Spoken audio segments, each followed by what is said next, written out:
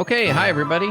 David Fogel, CEO of the Symphonina Foundation, and back with you for another Symphonina Foundation podcast. And I'm joined today by award-winning composer, Alexander Unseth. He was the winner of the Best Symphonina of the Year in our foundation's annual contest 2023. Runner-up for 2024. He's an ambassador of the Symphonina Foundation. Alex, how you doing? I'm doing fantastic, David. How are you doing? I'm doing very well, too. And we're right on the edge of having the release of Ascension, Symphonina Rising. If everything goes the way it's supposed to go, it'll be out tomorrow. And sometimes things actually go the way they're supposed to go. And sometimes it's not how it goes. So we'll wait and see. We're on the edge of our seats, hoping that all the streaming sites do what we've asked them to do. And we'll be able to share all that great music with everybody. Hopefully tomorrow. And your Symphonina number 2, Childhood Symphonina, is the third up on the album. And it was just a delight to help work with you on the recording and the mixing and everything. We'll go into how all that was done. But first, I want to mention this is the second time having you on the podcast, and that officially makes you a friend of the show. So congratulations. I am honored to finally be a friend of the show. Yes, you're only the fourth person to do that. So congratulations to you. And you're a great composer, Alex, and you're very young. You're what, at 23? 22? 23. 23. Yes. Okay. And you're all self-taught. So I think it's great that we start there and tell a little bit about your story about how you got into music and how you were able to teach yourself to compose as well as you do with such imagination and yet such still, I would say, technical prowess over what it is that you're doing. I think a lot of people would end up with a lot of imagination, but not a lot of focus, but not you. So how is it that you were able to find that path for yourself to get you to where you are now? Yes, that is a fantastic question. So I started cello at the age of 5 and piano at the age of 12. So certainly had a musical background, but this is actually something that I have not been very public with, but it's something that I've realized over the past few weeks and months. I would say that this is sort of a story of my musical journey that I think I should tell more. And that is, ever since I was a little child, I suffered very heavily from a stutter. And so this was something that I think around maybe 6 or 7, it was when it was truly present. And it never went away. And in high school, it was pretty debilitating. I mean, it would take me sometimes 10 to 15 seconds to get a syllable out. I mean, you think about how much you can say in 10 to 15 seconds, and I couldn't even get a word out. And so it was very, to put it bluntly, it was humiliating, debilitating, physically draining. And I turned to music as both a therapy and as a form of communication, since I didn't really have the type of communication that everyone else around me had. And I loved composing because I was like truly able to speak to the world and say, this is an artistic side of me, but it is me talking. And that's what sort of pushed me to continue to get better. I mean, there was never a day where I didn't compose something. Could be an idea, could be an entire work, it didn't really matter. And I think having that discipline to not only put in the hours, but also seek out opportunities to help me along the way. And that's why I would enter competitions and do stuff for smaller ensembles is it was good for them because they had music, and it helped me too because I was learning how to compose. And so I think working together of composing every single day and finding opportunities to compose in real life were what got me on the foundation of where I am today. Well, this is a music program, Alex, so I don't want to spend too much time on this, but you mentioned the story. Like, if you hadn't said anything to me ever, I did know that you had this issue with stuttering as a kid. I would never have known meeting you, talking with you. Like, so you got over it. Like, did you get over it? Like, snap your fingers one day, it's gone? Or did you get over it as a process and it's gotten better? Or is it still something that you deal with, but we just don't know? How does it go for you? Yeah, no, it's a good question. I think society doesn't know enough about stuttering in terms of like a societal perspective, which I obviously do not fault anyone for because I wouldn't expect everyone to know everything about everything. But I think for me at least, it used to be very severe. And I found that just by putting myself in speaking situations, I was gaining the confidence So at least if I were stuttering, I wouldn't be sort of like a shell of myself while I'm doing it. Like I realized that I had something to say and I wanted to say it. And I don't know how it happened, but I think putting myself out there in so many speaking situations, I developed just this pattern of fluency and it hasn't gone away. I still do stutter. I sort of do some mental gymnastics and physical gymnastics sometimes to put on that appearance as well. But yeah, for the most part, it's honestly pretty incredible to me how I'm speaking today because in high school that would have been absolutely unimaginable. Well, congratulations and keep it up. And if you have Thank you. other, maybe, you write a treatise for other people who have similar issue, or, I suspect that it may be that a lot of other behavioral quirks that people have, I had a few, maybe I still Yes. do, might be addressable with whatever methods that, work for you. So I think that's just wonderful. Let's go to your Symphonina number two, Childhood Symphonina. There are four movements in that Symphonina, and as I remember them, it's Fairy Tale, Stargazing, Christmas Morning, and Grandma's House. And Got it. let's hear what the impetus for each one of those movements is all about. Yeah. So I think when I composed my first Symphonina, I got a lot of comments from the judges and from people who just listened to it that they liked sort of like the storytelling aspect of it, yes, but they also liked how it just felt very innocent and it felt very childlike. And so I wanted to lean into that for my second Symphonina, and I thought there's no better way to do that than to take four aspects from my own childhood and put those to music. And so, going in order, fairy tales, a very large part of my childhood. I grew up, I mean, technology was certainly advanced enough when I was a kid, but I still grew up with stuff like VHS tapes Mhm. and all of the old movies and the old cartoons. And all of the old fairy tales were just so cool. Like I loved all of the stories, but also was amazed at how good the animation was for the time. And so you think about like the Disney Snow White, Cinderella, those sort of stories. And so I wanted to put that into music. And so an Easter egg for the first movement is you hear some bells in sort of the middle-ish of the movement, and that's to quote Cinderella from Hmm. when the clock strikes 12. So Yeah. tiny Easter eggs in there as well. But the second movement, stargazing, I remember when I got a telescope from a church auction, um, and I had never seen something like this before or looked through a telescope.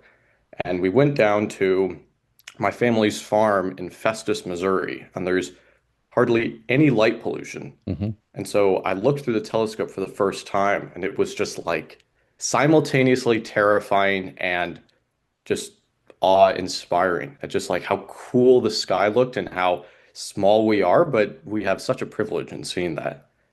Third, Christmas Morning, which is my personal favorite. This is based off of Christmas morning, waking up in the morning, having all these presents, just being really happy. And I grew up in a family of there were seven kids, and so we'd be just pushing each other to try to get to presents. And we wanted to be the first one to open a present. And so part of the movement is to describe that sort of friendly arguing between the siblings. Hmm. And then Grandma's House. This is specially dedicated to my grandmother, Carolyn Lonegro, whom I dedicate most of my music to. She has been just an absolutely incredible beacon of support for me in my musical journey. And the least I can do is give her that sort of dedication. And so this just describes the fun of going to her house where there were rules, but I mean, she didn't really care.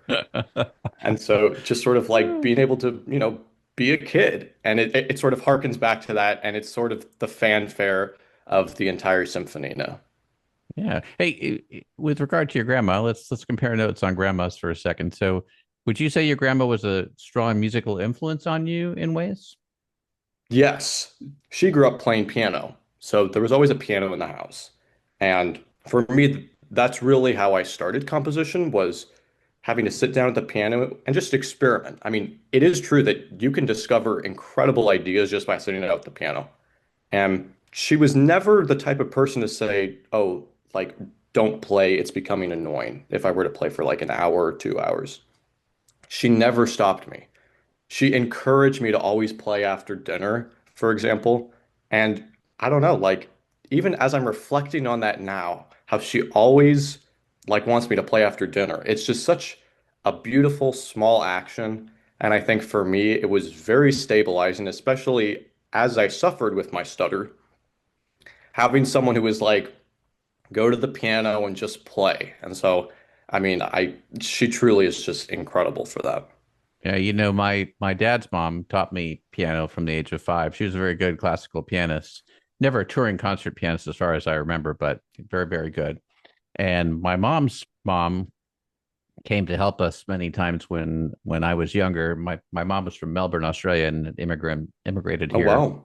Met my dad in Copenhagen. There's a whole story there. My dad's from Brooklyn. Anyway, my mom became a naturalized citizen in the late 60s, and her mom would come over from Melbourne and help out a little bit. And I remember one time I was probably around 10 years old, and I told my grandma that one day I'm going to write a symphony. And I remember her looking at me going, really? And I, I surely wish she were around, and I wish my dad were around to be able to listening and have me say, yes, really. You know, Yes. I've done 3 of them now, and I've done 13 or 14 symphoninas, depending on how you count them, and it's just been a delight. But I remember that really well, actually. Yes, really. That's so it was always a motivation to come back to that for me to be able to get back to orchestral writing and prove that it was true. So as some people say, maybe she knows. And then there's other thing, you like, well, I hope she doesn't know everything. So, we'll see about that. But those things are beyond the Symphonina Foundation podcast. So we'll leave it there. When I will say though, Alex, when anybody wins or is runner up, or in this case last year with Christopher Reed in third place, we always endeavor, if we can, to have a live recording of their prize winning work to go on our annual album. And we generally have a choice between going with Budapest scoring, which is always great, or we go with our International Symphonina Orchestra, which is a combination of players from around the world, 40 or so players from around the world who record their parts separately. And then I do the mixing to make it sound like they all played together.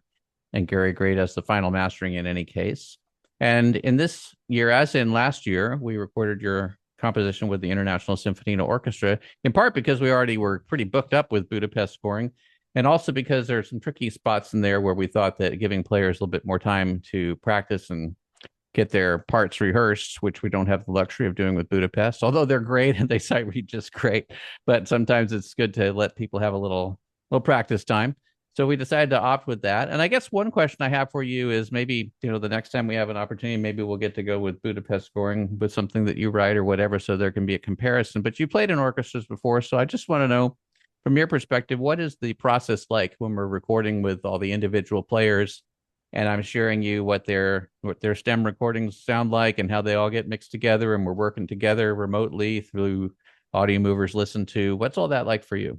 Yeah, no, it's a good question because I had not really had that type of experience before the Symphonina Foundation competitions. And so it was a very new concept, especially for my Symphonina in 2023, Symphonina in C. When that entire process was going on, it was just very new. Like I was used to a real orchestral setting where in real time you change something and you can keep it like that. But I think the incredible thing about a remote orchestra is that it's still an orchestra. I mean, they aren't together, and so the sound is, yes, inherently different. But someone listened to my premiere when you put it on YouTube, and they said they would not have guessed that it was a remote orchestra because everything just sounded so together and so clean. And so I think the orchestra does an incredible job. I mean, they are all incredible performers and interpreters. But then I also think, along with the mixing, where that is such a crucial part as well to make it sound coherent. And I think together, the Symphony Foundation obviously does an incredible job of ensuring that happens because these are just absolutely incredible works on these albums. You were able to get some friends of yours on your recording too. Kids, I can say kids are way younger than me. You're a kid compared to me too. But some of your compatriots, Lauren and Roland, Jason, David. Why don't you tell us a little about who got to play on the album that you know? Yeah. So I went to the University of Missouri, Kansas City, graduated this past May, so 2 months ago. And I played in the conservatory orchestra there for 2 years under the direction of Kevin No, who is just, I mean, one of the premier young conductors of our time, as in conducting for the youth. I think he was an absolute inspiration as well to go back to composition. Kevin No was just an absolute genius at interpreting orchestral music, and it made me want to write orchestral music. But in performing in that orchestra, I met three people from there. I met David, Jackson, and Lauren, as you said. Lauren didn't play in the orchestra, but she went to UMKC, and we were both in the business program. And Jackson played French horn, David played percussion, and percussion is a very important part of my process, as I'm sure you can attest to, Yeah, David. absolutely. And then, With uh, wide and varied assortments of percussion, I might add. yes, we were talking like three percussion parts plus timpani. At And least. yes, Lauren played cello. And then there was someone that I had played cello with for many, many years. His name is Roland. We still regularly collaborate. And so there were two cellos, a French horn, and percussion, all that I recruited, but also all four of whom put a lot of energy and effort into performing their parts. And it's such a cool feeling to know that people that you've known for several years, you now find your way back together again on an album. It's great to get their recordings and work with them and play them back and get them to line up and make sure everybody's in tune with all the right articulation, dynamics, and all that. And I'm recording currently for my Symphonina #6, which is a flute concerto, and I've had the opportunity to engage Roland and Lauren on that, and I'll be reaching out to Jackson. I don't have any percussion in that, or I would be reaching out to David as well, but we'll leave the percussion to something that's not a flute concerto. At least that's maybe the next flute Leave concerto I'll it to find it. me, David. I know you would have some slapsticks in there or something to make it sparkle up, but that wasn't my style at least then. So let's see how that goes. And you also have me on the piano a little bit in this one. I got the privilege of Yes. playing some piano. So I enjoyed that. And you had some little tricky piano parts in there. I wouldn't expect anything less, but that's all very good. And I would like to know, it's sort of very soon the album will release and then we'll be into the Grammy time and we'll be submitting it for classical compendium consideration. And then eventually that'll be in the rearview mirror and we'll be moving on to whatever comes next. So my question for you is, do you have in mind a symphony #3 already, or what are you working on? So I have a couple of projects in the works. Symphonina #3 is being written.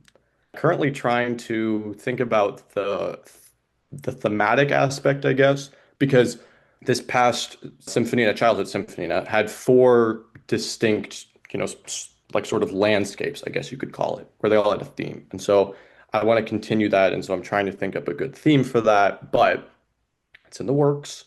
I have another work. I'm collaborating with an orchestra up here in Wisconsin. It's called the Wisconsin Intergenerational Orchestra.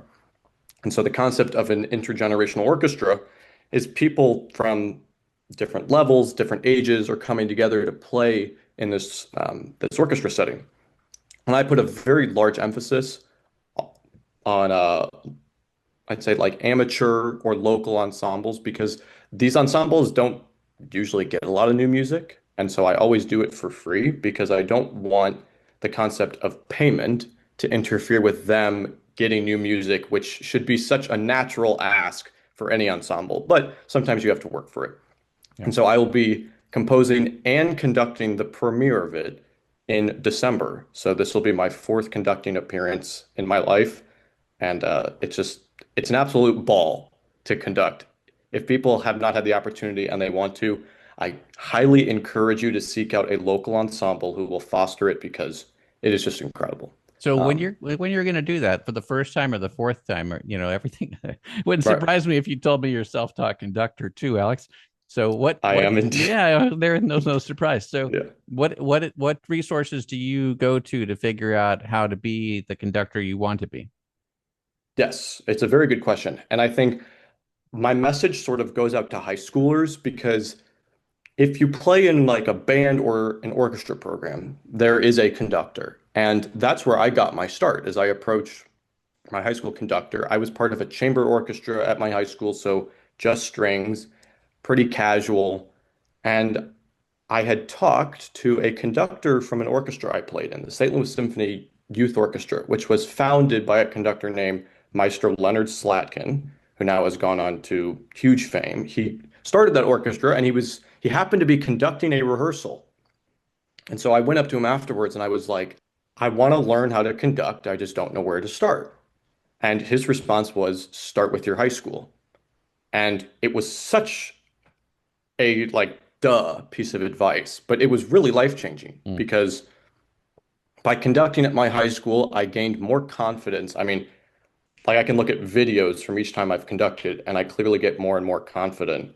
And it's nice because with high schools, you don't have to be doing a ton of stuff. You can be keeping the beat and that is good enough. But just getting up there and putting yourself out there, it's the same with composition or any art form. You learn so much by not really knowing what you're doing. How do you get to know that you know what you're doing then? Well, and that's part of where the quantity of it comes in. You can't just do it once. Like you have to conduct at your high school, and then you have to be like, I want to do it again. And hopefully it gets to a point where you almost sort of brand yourself in the like the high school orchestra scene as like a student who conducts because it never happens. I think I'm the only student at my high school to ever conduct any of the ensembles, like as a current student. And I want that to change. Like I want students to be up there conducting with practice, with their high school director. But it's such a cool image for the school as well. Like to have a student who is, up there conducting, waving a baton. Yeah. Like that's an adult's job. I don't think it should be anymore. Yeah. One of the things I've noticed in your composition, you do all your composition that I know of, at least in MuseScore. Yes.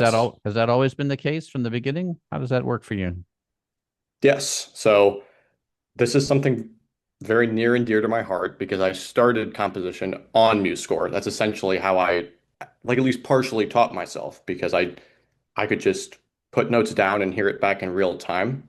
For those who do not know, MuseScore is a free music notation software. So you actually input note by note, and it has gotten to the point where the sound fonts are absolutely incredibly realistic. I was on it in the very, very early days of it when it was more coarse, but it has become just such a gem. And it's been so crucial for me to compose on that because I started composition on it and I've never given up since. I guess I have a follow-up question on that, which is the use of score notation software for composing versus playing on a keyboard or maybe playing a cello or any other instrument or humming. And the question of humming comes in because, as you may know, last week I had the pleasure of speaking with Melissa Manchester, Grammy winner and now orchestral composer, who had her work debuted back at Corning, New York, played by Jeffrey Beagle last week. Got to see her at her Monday celebration in the Grammy Museum as well. And one of the things that she mentioned was for songwriting for her, there was a lot of muscle memory in her hands, where if you sit down at a piano, sometimes you come up with the same sort of things or similar things. And one way that she recommended to not have that happen, at least for her, is to be humming. And then if you can hum it and keep it in your mind and then finally translate it to the piano, you know that it's more likely to be fresh. And I'm thinking, with you, you have perfect pitch, which is great for you. It's not so good for me because I don't have it. So, but I wonder if there are other things where you would find like going to notation software and just writing the note that you hear in your head because you hear the note because you have perfect pitch versus hearing a melody like I would have to do. I'd have to hum a melody versus playing it on the piano, as you said, you've been trained on the piano or on a stringed instrument like a cello. If that would have any difference in your approach to composition, or if you've even tried different ways of seeing if it would have a difference in your composition. Yes, that's a very good question. And I will say that there was a period of time where I did like the actual notation. So I had like actual sheet music and I would write it down with a pen or a pencil. That sort of happened in COVID, actually, where I mean, cooped inside, you might as well try something new. So I started composing by hand and I tried that out for a few weeks or a few months. And it was just a lot harder because I knew exactly what I wanted to put down. It was just very time consuming to have to write it all out, which I mean just puts in perspective all of the great composers who had to do Doesn't it, that though? Doesn't it? and were Absolutely churning out works, unbelievable. I mean, by the week. It's like I have a ton of respect for them now, and I feel like you just have to try it out for yourself. Some people swear by it, and I think it's fantastic because it does generally look cooler because it looks more human. But computer is generally where I lean towards in that regard. And if you were to sit down at a keyboard and play stuff into a DAW, like for example, that's what I Mhm. generally do. I use Logic Pro, but I have used MuseScore to try to compose directly to MuseScore as well. And I have composed a movement of a Symphonina purely on MuseScore and found it to be an educational and mind-opening experience too, because I really did have to think about what the music theory was as I was doing it. Since I only Mhm. have relative pitch, it was a little bit more of a challenge for me to go do it that way. Whereas I think Melissa's exactly right. I would know exactly what to do if I wanted to, if I were playing it on the keyboard, but I didn't have that opportunity. What do you think your style would be if you were playing a keyboard into Logic Pro or Pro Tools or something else like that, Cubase? Yeah. So I have used like where you plug in the actual keyboard to your computer and you Mm-hmm. can just have everything done in real time. I have used it in the past. I feel like for me, the thing with my perfect pitch is generally it gives me the ability to compose from anywhere, and I generally compose better without distractions. Like I want to be able to just sort of like churn the ideas out as they happen. Mm-hmm. And sometimes that involves me just like totally getting rid of it. And I feel like it's much easier for me to do that if I'm just typing it out rather than playing the piano. But some of my brothers, they do that because they've gotten into composition as well, some of my younger brothers, and that's how they compose, and it works very well for them. Yeah. Composition is often a very lonely experience. Just Yes. do it ourselves. Occasionally you get collaborations, which is always very nice when that happens. Have you ever collaborated with your siblings? I mean, I would say growing up, we sort of collaborated to a degree. I It was see. called practicing, and then you just had a symphony in the dining room. Yeah. But we would do like duets, trios, because most of us also played piano, so someone could accompany everyone. Hmm. Something I have to hand to my family. We are a very musical family. Like even my older sisters, they can still play. Like they still have a love for the instrument, but no like official collaborations. But I'm composing the soundtrack to another indie video game, and I'm having my youngest brother help me on the side. So he is sort of my muse for this soundtrack. Very good. Well, Alex, I have to say as we wrap up here, it's been just a delight for me to meet you in the first place. And I'm so glad that you saw our original announcement for the composer competition back in 2023, I guess it was, when you submitted your Symphonina #1. And then just to be able to go listen to all the players that we've been able to record and have, for example, one of them go through the left ear and the other on the right ear and compare the two of them and listen together and make the adjustments that we need to do. And then have me go away and do a bunch of work and come back to you and say, here we are, and you'll listen and one by one go through and say, yep, that's great, or we need a little this, a little that, or heaven forbid someone's playing a G sharp and it should have been an A, like right on it. So, all those things are just great and a super professional experience working with you. And I hope we get many more of them in the time that we have. And if anybody wants to get in touch with you, what's the best way to do that? Sure. So if you want to check out some of my music, you can go to www.alexanderunseth.com. And then you can find me on Instagram at aunseth02. And I post some of my music stuff on there as well, but that's more of a personal platform. And then if you want to send me an email, you can send me it at alexander.unseth@gmail.com. I am always open to composing a 1 to 2 minute piece for someone. So if you want something to your name, I'm more than happy to do that. Alex, it's great. Thank you for making some time for us today. We're eagerly awaiting the release of our album and featuring you and everybody else, Jordan, who we just saw, Christopher, Daniel Fisher, and one from myself too, with Vivian Fang Lu on piano. We also want to say that we have our fingers crossed for you for the Hollywood Independent Music Awards. Your Symphonina is nominated for Best Contemporary Classical, along with Daniel Fisher's. It's very nice to have not just one, but two off of our album nominated for consideration there. And as always, if there's anything that we can do to be of help to you, just let us know. Thank you very much, David, as always, for everything.